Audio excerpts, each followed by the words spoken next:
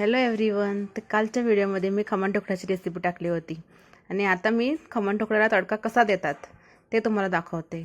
तर आता ना मी 7 ते 8 हिरव्या मिरच्या घेतल्या, त्याला उभ्या कट करून घेतल्या आहेत आणि एका कढईमध्ये तेल टाकले, त्याच्यामध्ये मोहरी टाकली थोडीशी आणि आता त्याच्यामध्ये जिरं टाकते आणि जिरं मोहरी छान तळतळली का त्याच्यामध्ये तीळ टाकायची.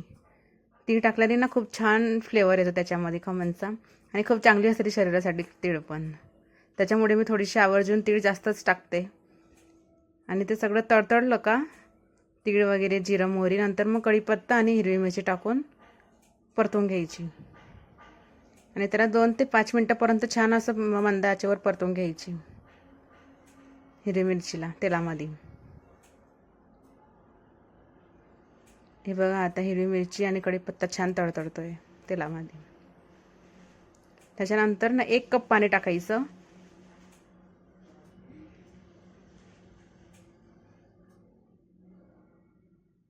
तळतळून झाल्यावरती आता मी बघा त्याच्यामध्ये पाणी टाकलं आहे आणि हे पाणीला ना चांगलं उकळू द्यायचं 5 मिनिटापर्यंत. म्हणजे त्याच्यामध्ये तिखट आणि साखरेचा फ्लेवर यायला पाहिजे पाण्यामध्ये. आणि त्याच्यामध्ये 1 चमचा मीठ टाकलं आहे मी, छोटा चमचा भरून, आणि थोडीशी साखर ॲड करते त्याच्यामध्ये. आणि साखरचे गोड आणि मिरच्या तिखट फ्लेवर पाण्यामध्ये जोपर्यंत असं उतरत नाही तोपर्यंत त्याला मस्त 5 मिनिटापर्यंत उकळून घ्यायचं छान. आणि हे पाणी टाकल्यावर ना खमण छान फुलतं. हे बघा आपलं खमण इथं रेडी. आपण चेक करून बघू.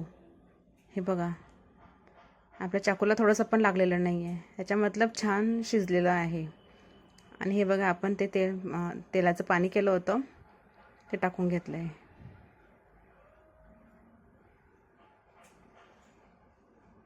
आणि तुम्ही बघू शकता रे किती छान फुगलं आहे आपलं खमण.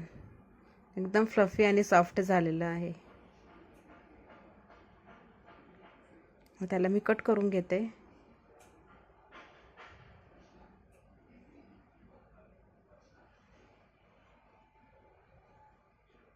आणि तुम्ही या पद्धतीने जर एकदा खमण बनवलं तर तुम्ही परत परत बनवणार, इतकं छान टेस्ट येतो याचा. आणि पूर्ण सगळं फ्लेवर पाणीचा असतो याच्यामध्ये, त्याच्यामुळे परफेक्ट पद्धतीने जर हे तडकावालं पाणी बनवलं तुम्ही तर खूपच छान बनतं. आणि हे बघा किती सॉफ्ट आणि फ्लफी झालेलं आहे. त्याच्यामध्ये खूप सर्व कोथिंबीर टाकलेली आहे मी आणि थोडीशी सेव टाकून सर्व करायचं. खूपच छान येतो.